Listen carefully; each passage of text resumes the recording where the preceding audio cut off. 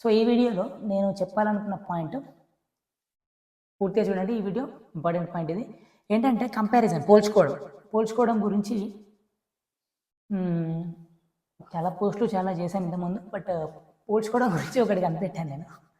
అదేంటంటే పోల్చుకోవడం అంటే కేవలం పోల్చుకోవడం, ఏదో పోల్చుకొని వదిలేయడం కాదు. కంపారిజన్ ప్రాబ్లం, అది ప్రాబ్లం అవ్వడం, పోల్చుకోవడానికి ఒక ప్రాబ్లం అయ్యి దానివల్ల మీరు మెంటల్గా సఫర్ అవ్వడం, వాటి గురించి ఆలోచించడం. అట్లా అంటే వేరే ఇతరులతో పోల్చుకొని వాళ్ళకి అది ఉంది, నాకు లేదు. కెరీర్ పరంగా మీ ఎక్కువ పీర్స్తో పోల్చుకుంటూ ఉంటారు, మీ ఫ్రెండ్స్తో, పీర్స్తో, మీ ఏజ్ గ్రూప్ వాళ్ళతో మోస్ట్లీ, లేదంటే మీ ఫీల్డ్లో ఉన్న వాళ్ళతోని పోల్చుకుంటూ ఉంటారు. ఏజ్ అనేది కాదు, ఏజ్ అనేది కొద్దిగా ఎక్కువ తక్కువ ఉండొచ్చు, బట్ మీతో స్టార్ట్ అయిన వాళ్ళతో కెరీర్ పరంగా కానీ ఇంకా వేరే విషయాలలో కానీ.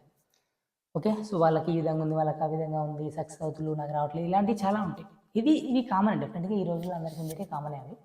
బట్ అది ఎక్కువగా ఉండి, అది కొద్దిగా ఎక్కువ మోతాదులో ఉండి సఫర్ అయ్యే వాళ్ళు ఉంటారు.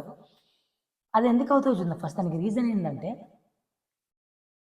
కంపారిజన్ ఏమవుతుందంటే, కంపారిజన్ ప్రాబ్లం ఎందుకు వస్తుందంటే, comparison problem arises in your memory. Me memory got stuck in limited information. అంటే కేవలం కొంత సమాచారంలో మాత్రమే మీ జ్ఞాపక శక్తి బందీ అయి ఉండడం వల్ల.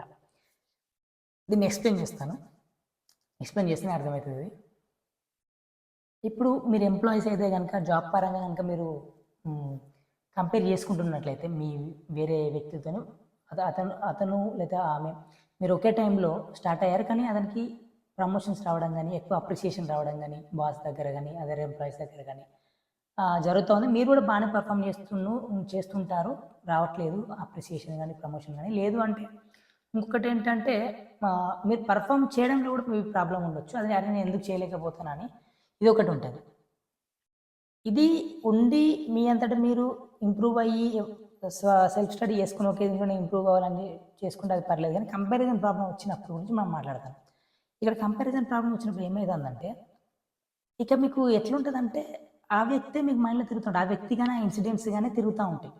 అట్లా వ్యక్తి కానీ, వ్యక్తులు కానీ, మీరు ఎంతమందితో అయితే కంపేర్ చేసుకుంటారు. సో అదే రూల్ చేస్తూ ఉంటుంది మైండ్లో. అప్పుడు ప్రాబ్లం అవుతుంది కాబట్టి అప్పుడు ఫస్ట్ రీజన్ ఎక్స్ప్లెయిన్ చేస్తా. సో ఇది ఫస్ట్ ప్రాబ్లం, ఇది ఏ విధంగా అయితే అని చెప్పేసి అబ్జర్వ్ చేసుకోండి. ఈ విధంగా అవుతుందని చెప్పి ఫస్ట్ మీకు అర్థమవుతుంది. చూసుకోండి ఇలాంటి ప్రాబ్లం ఉన్న వాళ్ళు. ఇప్పుడు ఏమవుతుంది, ఎందుకంటే ఏ ఏరియాలైనా కానీ, చాలా ఏరియాలు ఉంటాయి కదా, రకరకాల ఫీల్డ్ ఎంప్లాయీస్, లేకపోతే ఇంకోట పాలిటిక్స్లో కూడా ఉంటాయి. ఇప్పుడు ఊళ్ళల్లో కొంతమంది కొన్ని పొలిటికల్ పొజిషన్స్కి కానీ, సర్పంచ్ లాంటివి కానీ పోటీ చేసినప్పుడు కానీ, లేదంటే ఇంకా హై లెవెల్లో కానీ కంపారిజన్ వస్తూ ఉంటుంది. సో ఇక్కడ ఏమవుతుందంటే చూడండి, స్టూడెంట్స్కి చాలా ఉపయోగపడుతుంది ఇది. ఏమవుతుందంటే చూడండి, మీకు ఆ ఇన్సిడెంట్స్ గుర్తొస్తాయి. Memory getting stuck in limited information అంటే, మీరు ఏదైతే ఫీల్డ్లో ఉన్నారో, ఏదైతే కంపారిజన్ ఏరియాలో ఉన్నారో, అది మీకు సఫర్ అవుతుందంటే అంటే అది మీకు మైండ్లో తిరుగుతుందని అర్థం. మైండ్లో తిరుగుతుందంటే దాని అర్థం ఏంటి, మీ యొక్క జ్ఞాపక శక్తి లేదా మెమొరీ అనేది ఓన్లీ ఆ సమాచారం వరకే బందీ అయ్యి ఉంది. అందుకే అదే మళ్ళీ మళ్ళీ రిపీట్ అవుతుంది. మీకు రిపీట్ అయ్యి దాని నుంచి సఫర్ అవుతుంది. ఏదో ఒకసారి ఆలోచించి అయిపోయిందంటే అది వేరు, అప్పుడు దాన్ని మనం సఫరింగ్ అనం. ఓకే, ఏదో కంపారిజన్ వచ్చినారే వాళ్ళు ఎట్లున్నారు, నేను కూడా చేసుకోవాలంటే ఒకసారి వచ్చింది అయిపోయింది, ఒకసారి రెండుసార్లు వచ్చింది అయిపోయింది, దాని గురించి పెద్ద పట్టింపు ఉండవచ్చు. బట్ మిమ్మల్ని మళ్ళీ తొలుస్తూ ఉన్నది, అది మళ్ళీ ప్రాబ్లం అవుతూ ఉన్నది. అంటే ఇక్కడ ఏమవుతుంది చూడండి, ఆ ఇన్సిడెంట్స్ మీకు మళ్ళీ తిరుగుతూ ఉన్నాయి అన్నమాట. అంటే మీ మెమరీ అనేది అందులో చిక్కుకుపోయి ఉందన్నమాట, అందులో బందీ ఉంది, చిక్కుకుపోయింది. సో ఇది రీజన్ ఎందుకు కంపారిజన్ ప్రాబ్లం వస్తుందంటే, అందులో చిక్కుకుపోయింది, అవే తిరుగుతున్నాయి కాబట్టి ఇది రీజన్ అయిపోయింది. ఇప్పుడు కాజ్ అనేది తెలిసింది మనకు, అంటే దానికి రీజన్ అనేది తెలిసింది, కారణం అనేది తెలిసింది. దానికి సొల్యూషన్ ఏంటి అంటే, మీ అటెన్షన్ అండ్ మీ ఎనర్జీ అందులో పడిపోయి ఉండడం వల్ల, ఊరికే అది తిరగడం వల్ల ప్రాబ్లం అవుతుంది. కాబట్టి మీ అటెన్షన్ని, అంటే మీ ఎనర్జీని వేరే వైపు పెట్టాలి. అంటే మీ అటెన్షన్ని వేరే వైపు మరల్చాలి. మీరు ఏదైనా ఒక పనిలో ఇంటెన్స్ ఎనర్జీ పెట్టినప్పుడు ఆటోమేటిక్గా దాని మీద మీ ఫోకస్ పోతుంది. లేదు, ఇంకా బెస్ట్ థింగ్ ఏంటంటే, మీరు ఎప్పుడైతే ఫోకస్ ఒక దాని మీద బాగా పెడతారో, ఎనర్జీ ఫాలోస్ అటెన్షన్. మీరు దేని మీద అయితే శ్రద్ధ పెడతారో, అటెన్షన్ అంటే శ్రద్ధ పెడతారో, దేని మీద అయితే ఫోకస్ పెడతారో, మీ ఎనర్జీ కూడా అటువైపు పోతుంది అన్నమాట. ఎనర్జీ అటువైపు పోయిందంటే ఆటోమేటిక్గా మిగతా అన్ని పక్కకి వెళ్ళిపోతాయి. ఈ కంపారిజన్ ప్రాబ్లం ఇంకోటి పక్కకి వెళ్ళిపోతుంది అనమాట. అట్లా అంటే ఇప్పుడు ఏం చేయాలంటే ఇంటెన్స్ వాటి మీద ఫోకస్ చేయాలి. ఇప్పుడు మీరు చేసే పని మీద ఇంటెన్స్‌గా ఫోకస్ చేయాలి. ఇంటెన్స్‌గా ఎనర్జీ పెట్టాలి వాటి మీద. లేదు స్వతహాగా మనం ఇంటెన్స్‌గా పెట్టలేకపోయినట్లయితే మన పనుల మీద, ఏ పనుల మీద అయితే ఏ పనైతే ఎక్కువ మనల్ని ఇంటెన్స్‌గా ఆటోమేటిక్‌గా లాగేస్తదో నేచురల్‌గా మన ఫోకస్‌ని లాగేస్తదో దాని మీద పెట్టాలన్నమాట. ఉదాహరణకు ఒక ఇంట్రెస్టింగ్ మూవీ చూడడం. ఒక ఇంట్రెస్టింగ్ సినిమా ఏదైతే చూసినప్పుడు, ఒక ఎక్సైటింగ్ సినిమా, ఇంట్రెస్టింగ్ సినిమా గాని, ఇదివరకు చూడండి. ఇదివరకు చూసింది కావచ్చు, లేదంటే చూడంది కావచ్చు. కొత్త కొత్త సినిమాలు ఏదైనా కావచ్చు. అలాంటి వెబ్ సీరీస్ లాంటివి కావచ్చు. మళ్ళీ యాక్చువల్లీ నేను మామూలుగా మాట్లాడేటప్పుడు ఈ వెబ్ సీరీస్ వీటన్నిటికి అడిక్ట్ కాకులేవని చెప్తా ఉంటా. బట్ ఇప్పుడు ప్రెజెంట్ ఏంటంటే మనం కంపారిజన్ ప్రాబ్లమ్‌కి సొల్యూషన్ మాట్లాడుతున్నాం కాబట్టి, యాస్ ఎ సొల్యూషన్ చెప్తున్నాం. సో, ఎప్పుడన్నా ఒకసారి చూడడం తప్పులేదు. ఏదైనా వెబ్ సీరీస్ కనుక ఇంట్రెస్టింగ్‌గా ఉంటే ఒక కొన్ని ఎపిసోడ్స్ మీరు చూసుకుంటూ వెళ్ళొచ్చనమాట. అప్పుడు కంప్లీట్‌గా ఫోకస్ దాని మీద పోతది. లేదంటే ఇంట్రెస్టింగ్ సినిమా చూడొచ్చు. ఏదైనా గేమ్ ఆడొచ్చు. చెస్ లాంటియా లేకపోతే అవుట్‌డోర్ గేమ్స్, క్రికెట్, ఫుట్‌బాల్ అట్లాంటివి ఏమైనా కూడా. ఇంటెన్సివ్‌గా ఉండేటివి. ఇంటెన్స్‌గా అంటే అది ఆ యాక్టివిటీ కంప్లీట్‌గా మిమ్మల్ని గుంజాలన్నట్టు. అప్పుడు ఏమైద్దంటే మీరు కంప్లీట్‌గా షిఫ్ట్ అయిపోతారు దాంట్లోకు. షిఫ్ట్ అయిపోయిన తర్వాత మీరు ఆ యాక్టివిటీ అయిపోయిన తర్వాత మళ్ళీ మీరు సైలెంట్‌గా కూర్చున్నప్పుడు మళ్ళీ అనలైజ్ చేసుకోవాలి. అరే! నాకు ఇంతకుముందు ఈ ప్రాబ్లమ్ ఉండేది కదా! నేను ఆ గేమ్ ఆడినప్పుడు నాకు ఈ ప్రాబ్లమ్ లేదే. లేదంటే నేను నా వర్క్ మీద ఎక్కువ ఇంటెన్స్‌గా ఫోకస్ చేసినప్పుడు నాకు ఈ ప్రాబ్లమ్ లేదే. లేదంటే సినిమా చూసేటప్పుడు ఇది లేదే. ఇట్లా ఇది చేసుకోవాలి. Self study చేసుకోవాలనమాట. అప్పుడేమైందంటే మీకు రియలైజేషన్ వస్తది. ఓకే. ఈ ప్రాబ్లమ్ దీనివల్ల వస్తుంది. నా మెమరీ ఇందులో స్టక్ అయిపోవడం వల్ల, అటెన్షన్ ఇక్కడ ఉండడం వల్ల వస్తుంది. నేను ఎప్పుడైతే నేను డైవర్ట్ చేశానో వేరే వాటి మీద పెట్టానో అప్పుడు ఈ ప్రాబ్లమ్ లేదు నాకు. అంటే అంటే ఇక్కడ సొల్యూషన్ ఏంటిది? నేను నన్ను ఏవైతే జాయ్‌ఫుల్‌గా చేస్తున్నాయో, నన్ను ఏదైతే సఫరింగ్ లేకుండా నేను ఒక దాని మీద ఎక్కువ ఇంటెన్సిటీ ఉండి నా వర్క్ మీద, నా ఇంకో వాటి మీద ఏదైతే చేస్తున్నానో, సో, ఆ విధంగా నేను సొల్యూషన్ వెతుక్కొని ఆ విధంగా వాటి మీద నేను చూజ్ చేసుకోవాలి తప్పితే నాకేదో లేదు, ఇంకోళ్ళకేదో ఉందని జెప్పేసి వాటి గురించి మైండ్‌లో తిప్పుకుంటూ వాటి గురించి నేను సఫర్ గావొద్దు. ఆ! సఫర్ అవ్వడం వల్ల ఏం లేదు గదా! నేనేం చేయాలో జూడాలి. ఏం జేస్తే ఏమొస్తదో జూడాలి. అట్లా.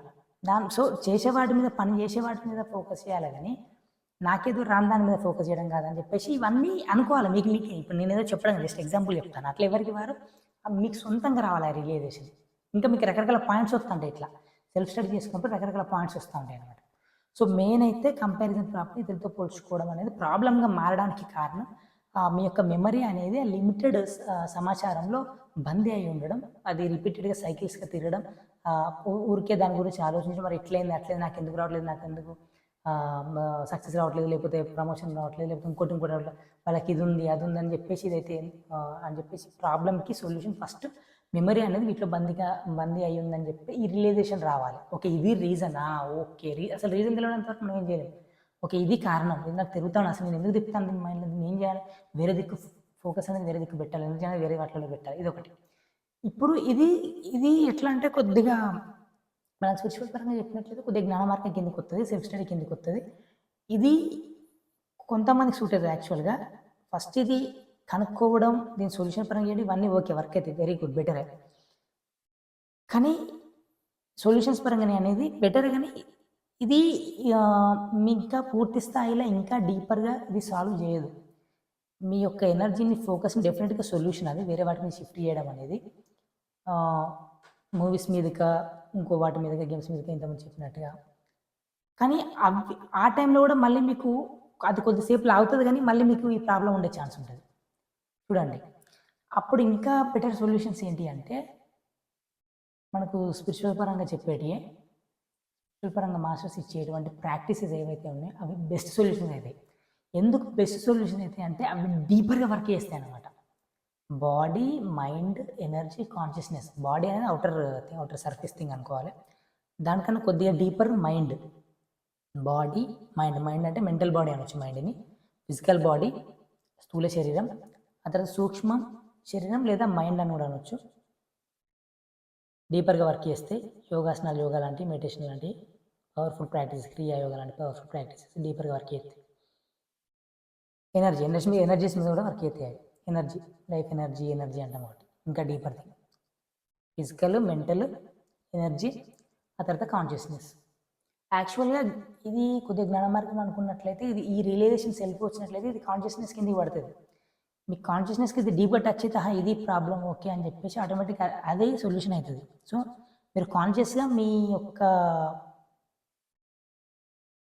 ఫోకస్‌ని, అటెన్షన్‌ని వేరే వైపుకు మళ్లించొచ్చు. మీ ఎనర్జీని వేరే దాని మీద పెట్టొచ్చు. కాన్షియస్‌గా పెట్టినప్పుడు అదొక సొల్యూషన్ అవుతుంది. లేదు ఇది అయినా మళ్ళీ వస్తుంది, మళ్ళీ కష్టమవుతుంది అన్నప్పుడు ఏం చేయాలంటే, మళ్ళీ వస్తుంది రాదని కాదు, ఈ సొల్యూషన్స్ మళ్ళీ అప్లై చేయాలి. బట్ డీపర్ వాటి మీద వర్క్ చేయాలన్నమాట. ఇప్పుడు ఫర్ ఎగ్జాంపుల్ మైండ్ అనేది మోర్ మీరు బాడీ సొల్యూషన్ తీసుకున్న ఇప్పుడు గేమ్స్‌లో ఇన్వాల్వ్ అనేది ఫస్ట్ బాడీతోని చేస్తారు కదా! Body solution. జర్నలింగ్ అంటే రాయడం మీ ఫీలింగ్స్, ఎమోషన్స్ అన్నీ రాయడం వల్ల మైండ్ ఫ్రీ అవుతుంది కాబట్టి జర్నలింగును మరియు మెడిటేషన్ లాంటివి మైండ్ మీద పనిచేస్తాయి కాబట్టి అది మళ్ళీ వేరే వాడి మీద రిఫ్లెక్ట్ అవుతుంది. సో, బేసిక్‌గా మీరు డైరెక్ట్‌గా బాడీ మీద పనిచేసేటివి చేస్తుర్రు. డైరెక్ట్‌గా మైండ్ మీద పనిచేసేటివి చేస్తుర్రు. డైరెక్ట్‌గా ఎనర్జీ మీద పనిచేసేటివి చేస్తుర్రు. కానీ ఏది చేసినా వేరే వాటి మీద ఎఫెక్ట్ ఉంటుంది. బాడీ మీద చేసే గేమ్స్ ఆడినప్పుడు మైండ్ మీద కూడా ఎఫెక్ట్ ఉంటుంది. మైండ్ వాటి మీద చేసినప్పుడు అది మళ్ళీ బాడీ మీద కూడా ఎఫెక్ట్ ఉంటుంది. సో, ఈ విధంగా చేయాలన్నమాట మీరు. ఏ సూటబుల్ అయితే అది చేసి మిగతావి కూడా చేయాలి. అంటే అటు బాడీ మీద వర్క్ చేసి ఉంటే, మైండ్ మీద వర్క్ చేసి ఉంటే పవర్ఫుల్ ప్రాక్టీస్ ఎనర్జీ మీద వర్క్ చేసి ఇంకా డీప్‌గా పనిచేస్తుంది అనమాట. దాంతో కంపారిజన్ ప్రాబ్లమ్ ఉండదు. ఇప్పుడు నేను చేసే ఈషా ప్రాక్టీస్ ఎస్పెషల్లీ షామల్ మహాముద్ర అనేది ఏదైతే ఉందో అది బేసిక్ వాళ్ళు ఆఫర్ చేసేది కూడా మోస్ట్ పవర్ఫుల్ ప్రాక్టీస్ అది. ఇవందో ఈషాలో బేసిక్ ప్రాక్టీస్ అని చెప్పినా కూడా చాలా పవర్ఫుల్ ప్రాక్టీస్ అది. అది చేస్తే అసలు మీకు కంపారిజన్ ప్రాబ్లమ్స్ వల్ల న్యాచురల్గా పోతాయి అనమాట. ఈవెన్ ఒకవేళ ఉన్నా కూడా మీరు అబ్జర్వ్ చేసుకోగలుగుతారు. ప్లస్ ఇప్పుడు నేను చెప్పేటువంటి పాయింట్స్ ఇంపార్టెంట్ అయితే అట్లా నిజంగా.